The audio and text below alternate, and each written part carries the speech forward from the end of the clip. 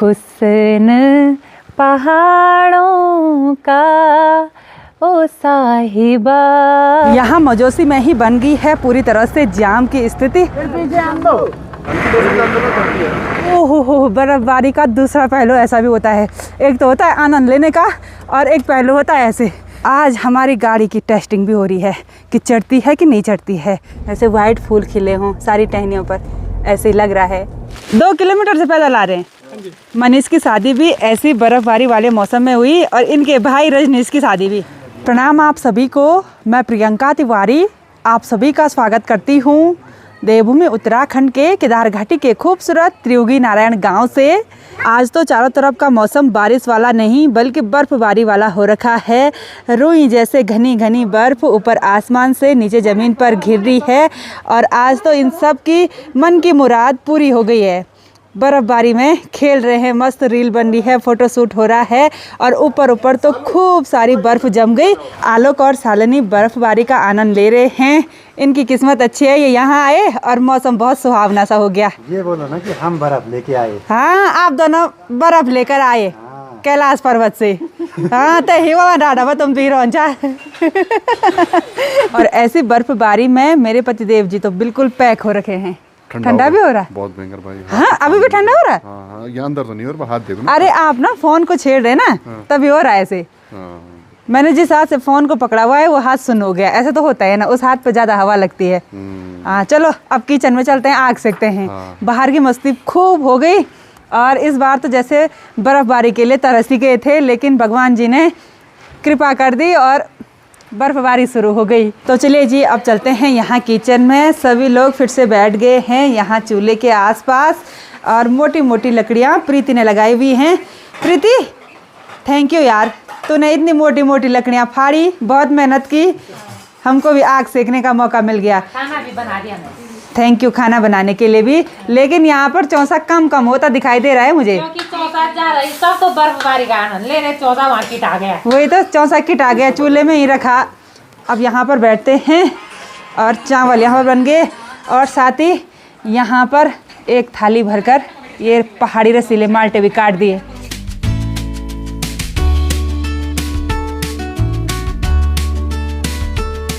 मैंने सभी को खाना परोसा और इन सभी ने 2-2 बार खाना खा लिया है। और तो नहीं चाहिए? चाहिए नहीं तो मैं भी स्टार्ट कर लेती हूँ। मैंने भी अपने लिए थाली में निकाल दिया गर्मा गर्म चावल, उसके साथ चौसे का साग, सलाद है और साथ में हरी सब्जी है। माल्टे भी तो है। माल्टे भी है। स्वाद कैसे आ रहा है चौसे का? एकदम A1।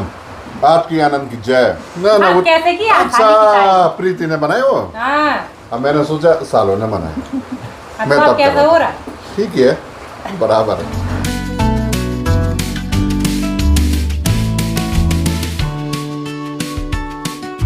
बर्फबारी लगातार हो रही है लेकिन ये वाली बर्फ़ अभी तक यहाँ किमाड़ा मोहल्ले में जमी नहीं, क्योंकि इस वाली बर्फ़ के साथ ज़्यादा पानी की मात्रा है और सब लोग एक एक करके बालकनी में आ रहे हैं व्लॉग शूट करने के लिए और साथ ही इन खूबसूरत से नज़ारों को देखने के लिए।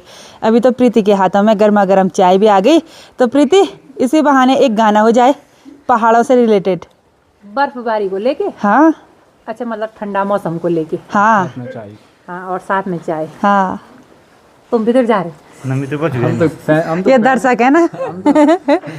हाँ फैन है, बेताब हो रखे।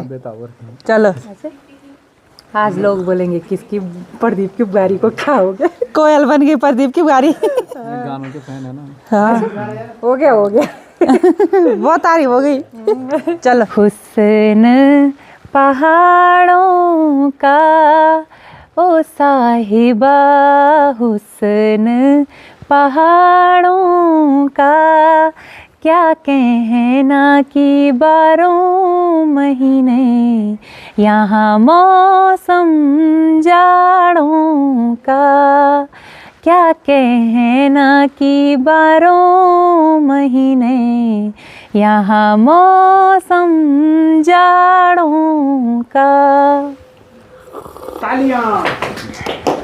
शाम के लगभग 4 बजे का टाइम हो गया। बाहर तो लगातार बर्फबारी हो रही है और ऐसे मौसम में शालिनी और आलोक तैयार हो गए हैं। इनकी तैयारी हो गई है घर जाने की।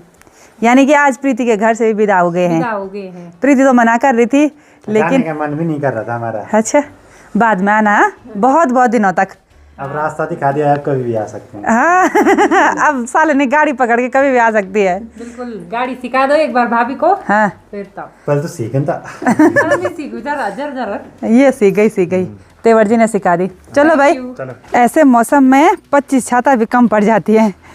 घर में जितनी भी छाता थी सभी ने रख दी और यहाँ पर सभी लोग आराम आराम से चल रहे हैं क्योंकि यहाँ पर काफ़ी डाउन वाला रास्ता हो गया है। प्रणाम।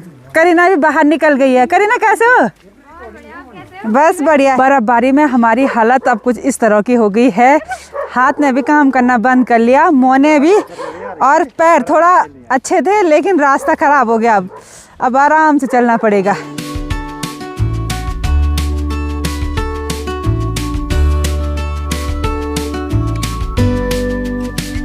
बड़ी मुश्किल से धीरे धीरे हम सभी पहुंच गए हैं यहाँ नीचे रोड में और गाड़ियां भी स्टार्ट हो गई हैं। थोड़ा बहुत बर्फ़ गाड़ी में भी जमी हुई है। मेरा मुंह भी पूरी तरह से जम गया है, ऐसा लग रहा है मैं अभी माउंट एवरेस्ट पर हूँ। बैठ जा भाई, गाड़ी में बैठ जा। मैंने छाता नहीं रखी हुई थी तो ये शॉल पूरी तरह से भीग गया, ऐसा लग रहा है जैसे धोया होगा। ठीक है आलोक और शालिनी को बाय बाय, मिलते हैं। ठीक है जल्दी। ओके, ढंग से जाना। ठीक है बाय बाय, आपको भी बाय बाय बाय।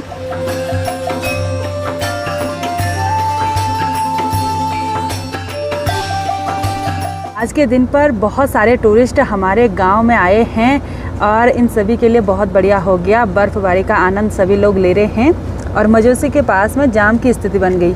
मुझे लग रहा है सभी यात्री लोग फ़ोटो शूट करने के लिए बाहर निकले और गाड़ियों की लंबी लाइन लग गई। यहाँ मजोसी में ही बन गई है पूरी तरह से जाम की स्थिति। आगे से बोल रहे हैं कि गाड़ियाँ फंस रही हैं। बोला मुझे तो डर भी लगता है ऐसे में। सब गाड़ियाँ बिल्कुल लाइन से खड़ी हो रखी हैं। सामने पर शायद एक्सयूवी गाड़ी है या स्कॉर्पियो है, वो फंस गई है। और इन कटीली झाड़ियों पर जमी हुई ये बर्फ़ बहुत ही सुंदर लग रही है। सभी लोग उस गाड़ी को धक्का दे रहे हैं। जो भी लोग आउट ऑफ स्टेट से आ रहे हैं ना, वो ड्राइविंग करने में डर रहे हैं, फिर ब्रेक लगा रहे हैं, फिर उनकी गाड़ियाँ फंस रही हैं।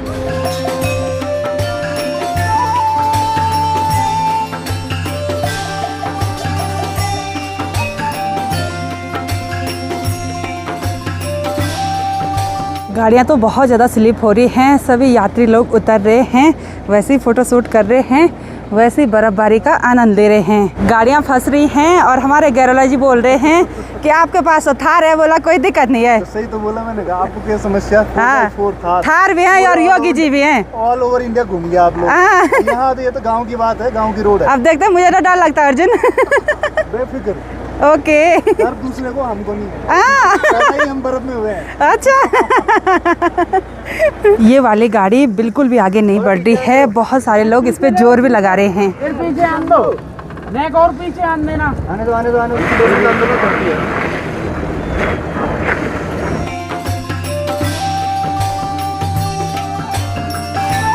अब मैं भी बैठ जाती हूँ गाड़ी के अंदर। मेरे तो होंठ भी उलझ गए हैं और जितनी भी गाड़ियाँ फंस रही थी वो सब तो निकल गई हैं, कुछ आगे भी बढ़ गए हैं।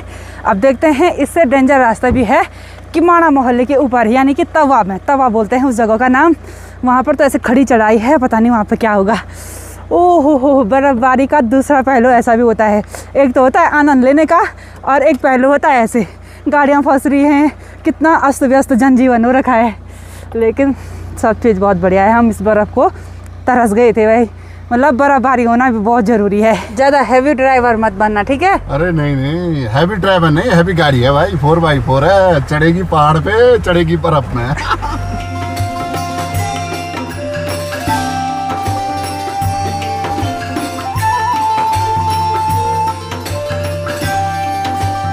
अभी हम सबसे टफ एरिया में पहुंच गए हैं। यहाँ पर बहुत चढ़ाई है। किसी ने आगे पर अपनी गाड़ी पार्क करी हुई है और किसी ने पीछे। किसी किसी की गाड़ी तो यहाँ नाली में फंसी गई है। हस्बैंड जी बोल रहे हैं मैं चढ़ा दूंगा। अब देखते हैं, आज हमारी गाड़ी की टेस्टिंग भी हो रही है कि चढ़ती है कि नहीं चढ़ती है, 4x4 काम करता है कि नहीं करता है। मैं तो गाड़ी से उतर गई हूँ, देखते हैं क्या होता है भाई। और ऊपर से ना टहनी टूटने का डर भी होता है।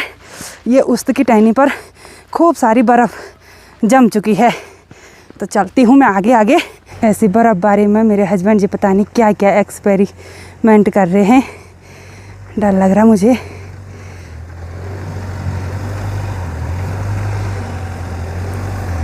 चढ़ गई थोड़ा बहुत रपटी चढ़ गई बिल्कुल आसानी से।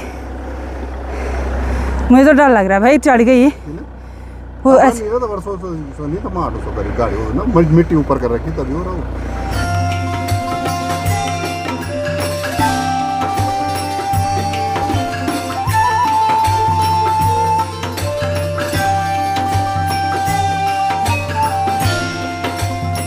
स्कूटी और बाइक भी बड़ी मुश्किल से आगे की ओर बढ़ रही हैं।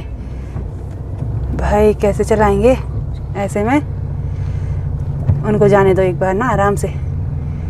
बर्फ़बारी जब बर्फ़बारी हुई तो तब हुई कठिनाई। पेड़ की टहनियों पर जब बर्फ़ रुक जाती है ना तो टहनियाँ पूरी तरह से नीचे झुक जाती हैं और दिखने में बहुत ही अलग सी लगती हैं। ऐसे फ्लावर टाइप के बन जाती हैं, ऐसे वाइट फूल खिले हों सारी टहनियों पर, ऐसे ही लग रहा है। और हमारी गाड़ी तो स्मूथली आगे बढ़ रही है। देखते हैं आगे भी एक डेंजर जोन और है। और लोगों की गाड़ियाँ देखिए, ये टेम्पो ट्रैवल ऐसे साइड कर रखे हैं। ये ना आगे बढ़ रहे हैं ना पीछे बढ़ रहे, कहीं नहीं बढ़ रहे हैं। और यहाँ पर तो सबसे ज़्यादा बर्फ़बारी होती है। जब बर्फ़ पड़ती है तो फिर गलती भी नहीं है यहाँ की बर्फ़। तो गाड़ियाँ कुछ इस तरह से फंस रही हैं, बिल्कुल तिरछी हो रही हैं रोड पर ही। सब लोग धक्का लगा रहे हैं। थोड़ा सा आगे तो बढ़ गई है, तो सभी लोग धक्का लगा रहे हैं। आज तो हस्बैंड जी खुश हो गए क्योंकि सभी लोगों ने हस्बैंड जी की तारीफ कर ली। गाड़ी सब पीछे रोक दी, मैं ये तो लाया आगे। हाँ, सब मुड़ गए, कोई बोले नहीं हम रिस्क नहीं लेंगे, लेकिन हस्बैंड जी रिस्क और लेने कोई वाले नहीं लाया वहाँ से गाड़ी के। चलो कोई नहीं, खर्चा भी तो कर रखा है, हैं? साल भर में गाड़ियाँ चेंज कर रहे हैं, इतना भी नहीं होना तो क्या हो ना फिर। मुझे तो डर लगता है भाई, विश्वास उतना नहीं है ना, क्योंकि मशीन चीजों पर क्या विश्वास हो ना, वो तो इंसानों ने बनाई। खुद पे विश्वास वो अलग बात है क्या। और ऊपर से भी बर्फ गिर रही है जो पेड़ों पे अटकी हुई होगी ना, धड़ाम हो रहा है।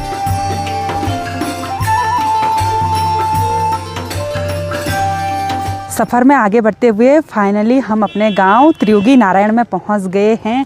और आज तो यहाँ गांव में बहुत ही चहल पहल वाला माहौल हो रखा है, क्योंकि बहुत सारी शादियाँ आज के दिन पर भगवान श्री त्रियुगी नारायण जी के मंदिर में संपन्न हुई हैं। लेकिन क्या करें, वापसी जाने के लिए रास्ता ही उनके लिए ब्लॉक हो गया है। गाड़ियों के ऊपर इतनी बर्फ़ जम चुकी है। ये गाड़ियाँ तो अब 2-3 दिनों के बाद ही वापसी जाएंगी यहाँ से। और हमारे लिए आज गाड़ी पार्क करने के लिए जगह मिल गई यहाँ पर। बहुत सारे यात्री लोग यहाँ की लोकल मैक्स बोलेरो गाड़ियाँ बुक कर रहे हैं वापसी जाने के लिए। गाड़ियाँ बुक तो कर रहे हैं पर पता नहीं जाएंगे कि नहीं जाएंगी, ये फिक्स नहीं बोल सकते हैं। क्योंकि अगर जिसने ब्रेक लगा दिया तब उसकी गाड़ी आगे नहीं बढ़ रही है। और आज हमारे होटल में भी बहुत सारे यात्रियों ने आना था, लेकिन वो मजौसी से ऊपर आए नहीं। ऐसा नहीं है कि उनकी गाड़ी फंसी, वो डर गए लोगों की गाड़ियों को देखकर कि फंस रही है। नहीं, कभी कभी ऐसा होता है ना कि मोड़ पर गाड़ियाँ सीधे ऐसे लग जाती हैं, सीधे में चलती ऐसे हैं और सीधे ऐसे मतलब फिसल जाती हैं, तो वो ऐसे ही देखकर डर गए। अब क्या बोल सकते हैं, बर्फ़ भी चाहिए और गाड़ी भी यहाँ तक पहुँच जाए, ये तो बहुत कम चांस होते हैं। रोज देखते हैं हम, बोलते रहते नहीं, मैंने कहा कभी हम सपना देखते थे कि हम देखेंगे आपको सामने से, हम ढूंढ रही थी आपको। अच्छा, चलिए बहुत बहुत धन्यवाद आपका वीडियो देखने के लिए। अभी दीदी जी मिले हैं, भैया जी, एक छोटा सा प्यारा सा बच्चा है। अच्छा, आपकी बहन की शादी हुई? हाँ जी। अरे क्या करें, शादी हुई पर यहाँ तो नहीं, ये भगवान का आशीर्वाद है उनके लिए। चलिए, ब्लॉग देखने के लिए बहुत बहुत धन्यवाद, अच्छा लगा आपसे मिलके। चलिए, चाय पानी हो जाए। दिन पक्का, आज बहुत ज़्यादा हो गया। ठीक है, thank you so much, okay bye bye. तो चलिए जी, अब चलते हैं घर। मैं तो अभी ना पूरी तरह से भीग चुकी हूँ। पहले तो पूरी तरह से शॉल भीग गया था और अब ये देखो शॉल पूरा गीला हो रखा। अभी मैं भी गीली हो गई और अभी ना यूं के लिए पड़ रही है। तो जब यूं के लिए पड़ती है तो बोलते हैं कि फिर बर्फ़ नहीं पड़ती है, बोला। पर आज मौसम रात को साफ नहीं होना चाहिए। अगर ऐसा हुआ ना तो कल कोई भी कहीं जाने के लायक नहीं रहेगा, क्योंकि पाला पड़ जाता है ना, फिर कहाँ जम जाता है, भयंकर।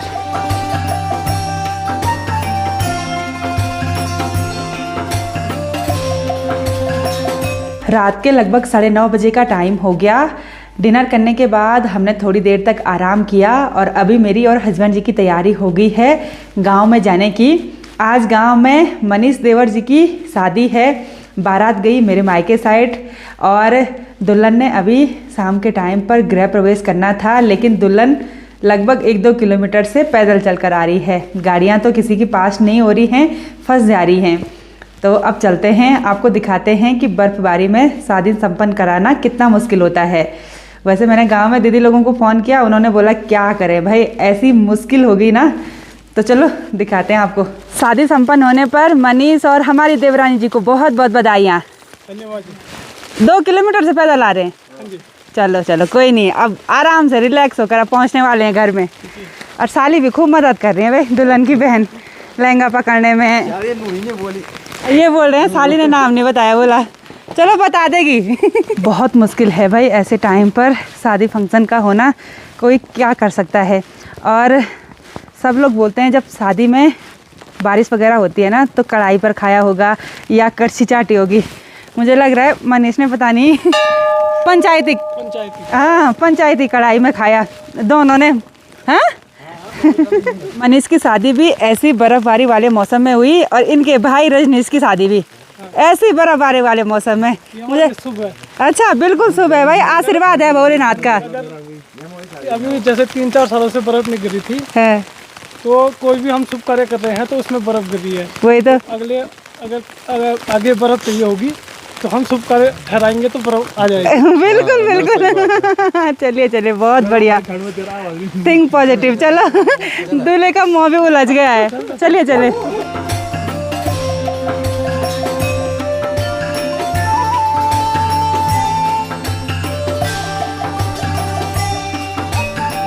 तो चलिए जी फाइनली दुल्हन का गृह प्रवेश हो गया है। अब दोनों बिल्कुल रिलैक्स हो जाएंगे। कैमरामैन कब पहुँचे? जल्दी पहुँच गए थे। अच्छा भाई जी ये हैवी ड्राइवर है ना, तभी इनकी गाड़ी आई। इस पर मैं अकेला। अच्छा बेटे की शादी संपन्न होने पर सासू जी को बहुत बहुत बधाइयाँ। अभी अभी सासू जी ने एक बहुत ही खास बात बोली कि इनकी शादी में भी ऐसे ही हुआ था और वो भी दूर से पैदल आए थे। और इनके बड़े बेटे की शादी में, नाती के मुंडन में भी और छोटे बेटे की शादी में भी, सबकी शादी में तुम तो भगवान आशीर्वाद हुआ। शंकर भगवान हम तो आशीर्वाद है। बिल्कुल बिल्कुल, बार बार आशीर्वाद देते रहते हैं। चलो एक बार फिर से बहुत बहुत बधाइयाँ। धन्यवाद। थोड़ी देर तक हम शादी वाले घर पर रहे और अब चलते हैं वापसी अपने घर के लिए। डिनर तो हमने कर लिया था, यहाँ पर भी बोल रहे थे वो डिनर कर लो, लेकिन हम करके आए थे। और कितनी मुश्किल होता है ना कि जब शादी का दिन फिक्स हो गया और उस दिन भयंकर बर्फबारी हो जाए तो बहुत मुश्किल है भाई, बहुत मुश्किल। लेकिन दुल्हन बहुत हिम्मत वाली है भाई, कोई भी नखरे नहीं किए। मैं तो बार बार बोल रही थी कि शाबाश बोली, ऐसा होना चाहिए, बड़ी हिम्मत वाली। चलो मनीष को तो आदत है, लेकिन दुल्हन का पहला दिन ससुराल में ऐसा बहुत मुश्किल है ना। अच्छे से यार, चलो बहुत बढ़िया। उसको देखकर अलग सा ही ऐसा लगा कि चलो भाई हिम्मत हो तो ऐसे हो। बर्फ़ तो रुकने का नाम नहीं ले रही है और इतनी बर्फ़ हमारे गांव में पड़ चुकी है। बर्फ़बारी के नज़ारे आप सभी लोगों ने आज मेरे ब्लॉग के माध्यम से देखे। रोड की हालत से लेकर और गांव में अगर कोई फंक्शन हो तो किस तरह से लोग कार्य को भी संपन्न करते हैं। तो चलिए जी आज की इस वीडियो को यहीं पर एंड करते हैं। चलते चलते मिलते हैं आपको अपने अगले ब्लॉग में। अगर कल धूप खिलेगी तो नज़ारे और भी अलग टाइप के देखने को मिलेंगे। तो तब तक के लिए जय देव भूमि उत्तराखंड। Bye bye.